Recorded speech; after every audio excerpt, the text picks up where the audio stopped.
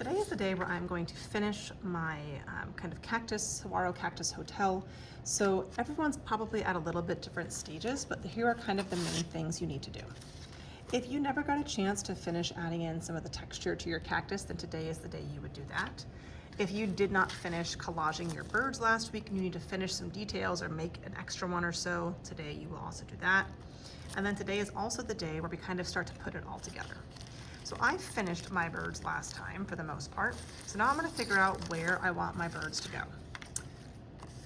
If you made lots of birds and they don't all seem to fit, that's fine. You could have birds that are kind of just like perched on the side of your cactus.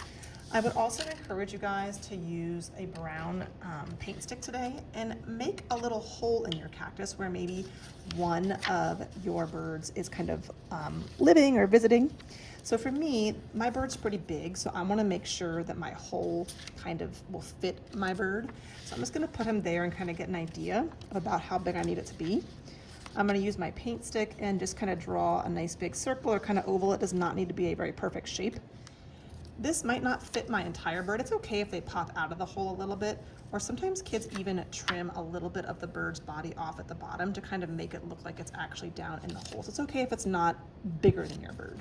But once I have that shape and I like the size, I'm just gonna color it in so it looks a little bit dark.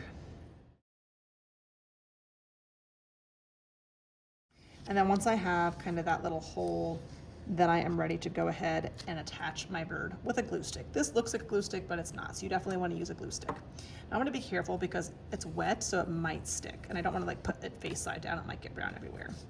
So mine looks pretty good. I'm actually going to, I think, cut the bottom of my owl off just a little bit to kind of make it look a little bit more like he's actually kind of down in the hole and you just can't see him all the way.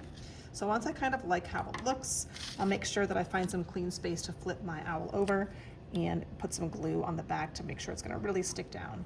And I really wanna make sure that I also get all of kind of my like pieces that are sticking kind of far off of the main body. So wings, beaks if you have them, the horns, make sure everything gets a nice layer of glue so that it is sticking down pretty well.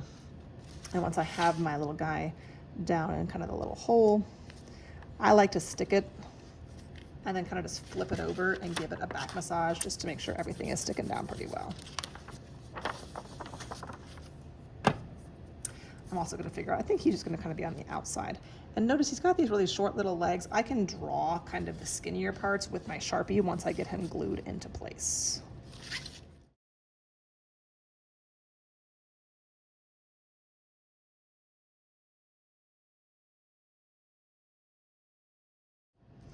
Now that I have my birds kind of glued in place, if I want to draw like his legs, then now would be a good time to do that. So I can kind of just draw those little legs a little bit easier than trying to collage kind of something that skinny.